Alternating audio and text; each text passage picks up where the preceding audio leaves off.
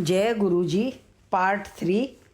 मैं करनाल गुरु जी के एक मिनी सत्संग ग्रुप से जुड़ी हुई हूँ। एक दिन किसी स्वर्ण बहन का मैसेज आया, रंग फुल्लां दा भी होर गूढ़ा हो गया, पानी प्यार वाला पत्तियां नू धो गया। ये लाइनें मेरे दिल को छू गई और मैंने स्वर्ण बहन को शुक्राना मैसेज किया। अरे ये क्या, शाम को हमारी फ़ोन पर गुरुजी ने बात ही करवा दी। ये 27 जनवरी 2023 की बात है। हम दोनों गुरुजी की बातों में खो गए। उस दिन की बात के दौरान तो हम दोनों की ज़िंदगी ही बदल गई। बिना नागा हम हर रोज़ 1 घंटा गुरुजी की बात करते हैं और मैं उन्हें गुरुजी के भजन भी बहुत सुनाती हूँ। मुझे भजन सुनने और सुनाने में बहुत ही आनंद आता है। अब तो हम दोनों का ये हाल हो गया है, अगर एक दिन भी बात ना करे तो दोनों ही अपने आप को अधूरा महसूस करते हैं। गुरुजी ने सच में मुझे एक अच्छे और सच्चे दोस्त से मिलवाया, पर हमने कभी एक दूसरे को देखा नहीं, बस फ़ोन पर ही बात होती है। मेरी तड़प गुरुजी के लिए दिन पे दिन बढ़ती ही जा रही थी। रो रो कर पागल हो जाती। स्वर्ण मुझे बहुत समझाती, पर मुझे कोई भी बात समझ नहीं आती। आखिर में वो कह देती, आपका कुछ नहीं हो सकता। वैसे मैं तो खुद भी अपने रोने से बहुत परेशान थी। गुरुजी से भी मैं हर रोज़ कहती, गुरुजी मेरी तड़प कम करो, पर वो मेरी बात सुनते ही नहीं कभी। अब तो मुझे ये लगने लगा है शायद रोने के द्वारा गुरुजी मेरा कोई कर्म काट रहे हैं। फिर वो कहती, प्यार तो गुरुजी से हम भी बहुत करते हैं, पर इतना रोना और इतनी तड़प कभी नहीं देखी। एक दिन उसने मेरे रोने पर कहा कि आप तो ऐसे रो रहे हो जैसे वो किसी मेले में बिछुड़ गए हो और मैं तुम्हें ढूंढ कर ला दूंगी। ऐसे थोड़े ही होता है। उसकी ये बात मेरे दिल को छू गई। अब तो हमारी और ज़्यादा बात होने लगी। सच में मुझे तो प्यार का मतलब ही गुरुजी से मिलने के बाद समझ आया है। मेरे कमरे में चारों तरफ गुरुजी के स्वरूप लगे हुए हैं और मैं उन्हें अलग अलग नाम से बुलाती हूँ, जैसे युधिष्ठिर, अर्जुन, श्री कृष्ण भगवान, मर्यादा पुरुषोत्तम राम।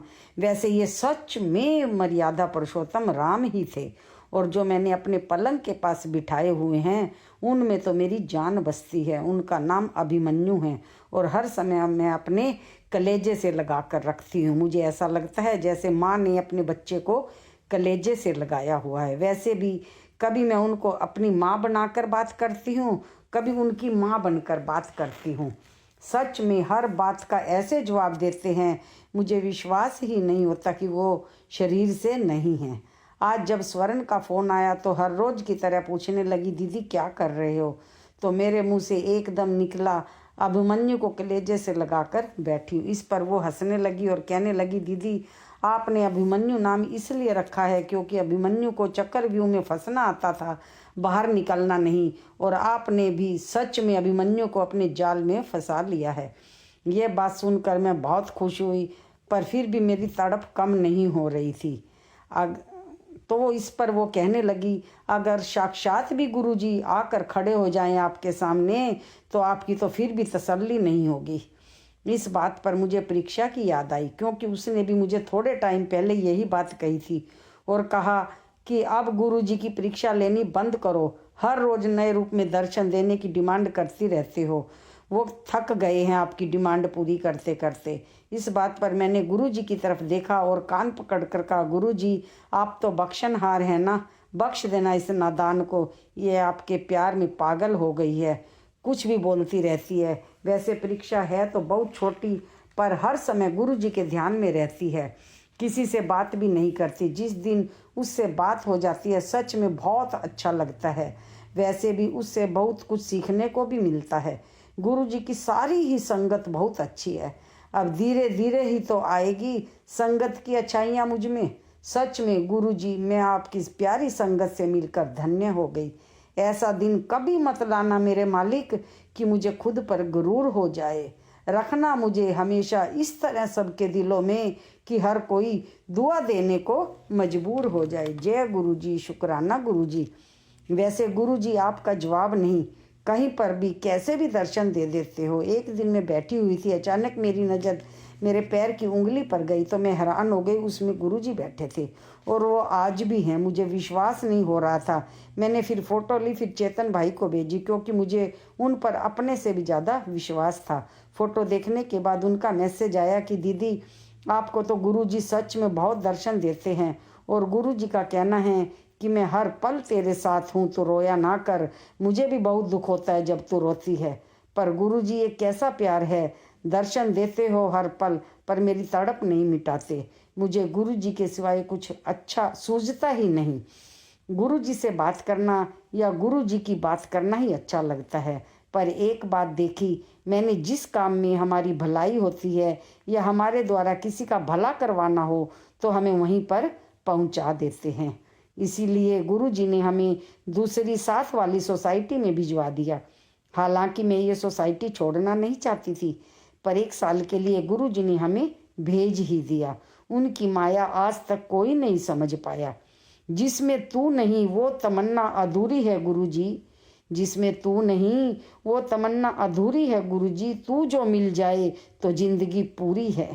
तेरे साथ जुड़ी है मेरी खुशियाँ, तेरे साथ जुड़ी है मेरी खुशियाँ, बाकी सबके साथ हंसना तो मेरी मजबूरी है गुरुजी। जय गुरुजी, जय शुक्राना गुरुजी। दूसरी सोसाइटी में शिफ्ट करने के बाद हम 4 दिन के लिए मलेशिया चले गए। मुझे तो हर पल गुरुजी को देखने की आदत पड़ गई थी। एक दिन मैं अपने बेटे के साथ आ रही थी। रास्ते में चलते हुए मेरे बेटे के माथे पर चंदन का तिलक लग गया। जब मेरी नज़र गई तो मैंने पूछा, बेटा मंदिर गया था क्या? तो उसने कहा, माँ आज तो मैं सुबह से तेरे साथ हूँ। सच में गुरुजी की महिमा कोई नहीं जान पाएगा। इनकी महिमा का जितना भी बखान करे कम है।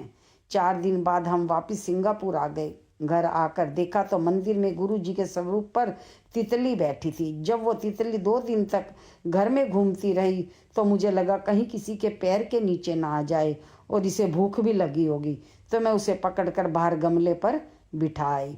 अब जिस काम के लिए गुरुजी हमें यहाँ लेकर आए थे, गुरुजी ने वो काम भी तो करवाना था। फिर क्या था, मेरे घर लीला नाम की बहन आई। गुरुजी का स्वरूप देखकर उसकी आस्था गुरुजी में हो गई। जब वो 2-4 बार मेरे घर आ चुकी तो उसे भी गुरुजी से लगाव हो गया, या यूं कहो गुरुजी को उसको अच्छाई भा गई। एक दिन मैं गुरुजी से बात कर रही थी तो एकदम आवाज़ आई, आज ओनू भी बुला ले, ओदा कल्याण करना है। उसको 40 साल से एक ही प्रॉब्लम थी, कुछ भी खाती हजम नहीं होता था, तुरंत वॉशरूम जाना पड़ता था। किसी भी डॉक्टर की दवाई काम नहीं कर रही थी। मैंने तुरंत उसे फ़ोन लगाया और कहा, मेरे घर आ जा और किसी भी बात में ना मत करियो। वैसे जैसे ही मेरे घर आई, मैंने गुरुजी के माथे से तिलक उतार कर उसके पेट पर लगा दिया और जल प्रसाद दिया, और फिर कहा, मेरे कमरे में जा और गुरुजी में ध्यान लगा, मैं अभी आती हूँ। मैंने चाय बनाई और चाय के साथ मट्ठी और बिस्किट रखकर जैसे ही गुरुजी को भोग लगाया तो झट से आंखों के आगे गुरुजी आ गए।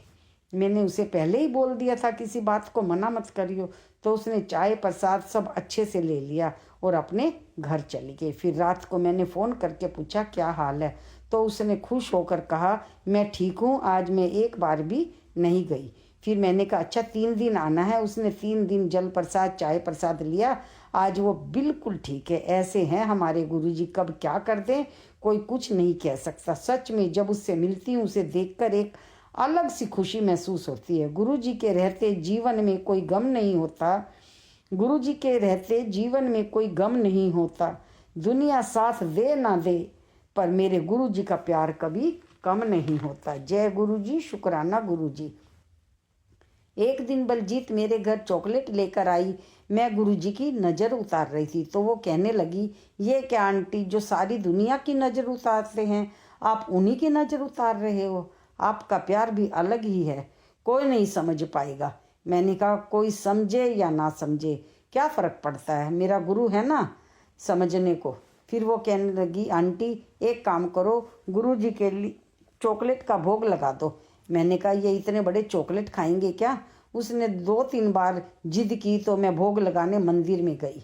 जैसे ही चॉकलेट रख कर भोग लगाने लगी, एकदम आवाज़ आई, तू अपने आप नू छोटा समझदी है, तू भी तो सारा दिन चॉकलेट खांदी है, मैनू कहंदी है इन्ना वड्डा चॉकलेट खाएगा क्या? सच में उस दिन मुझे अपने ऊपर बड़ी शर्म आ रही थी। गुरुजी ने हमारे सब के मन की बात जानते हैं और सबको बहुत प्यार करते हैं।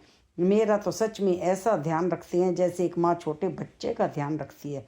सच में मैं तो इनको हर रूप में पाकर धन्य हो गई। लोग पूछते हैं हमसे, किसी एक में सारी दुनिया कैसे देख सकती हो तुम? अब उनको कैसे बताएं? जब से मिलना हुआ है उनसे मेरी जिंदगी के रंग ही बदल गए हैं। नज़रों से देखने का नज़रिया ही बदल गया है। या सच कहूँ, उनसे मिलने के बाद मेरी तो जिंदगी ही बदल गई है। जय गुरुजी।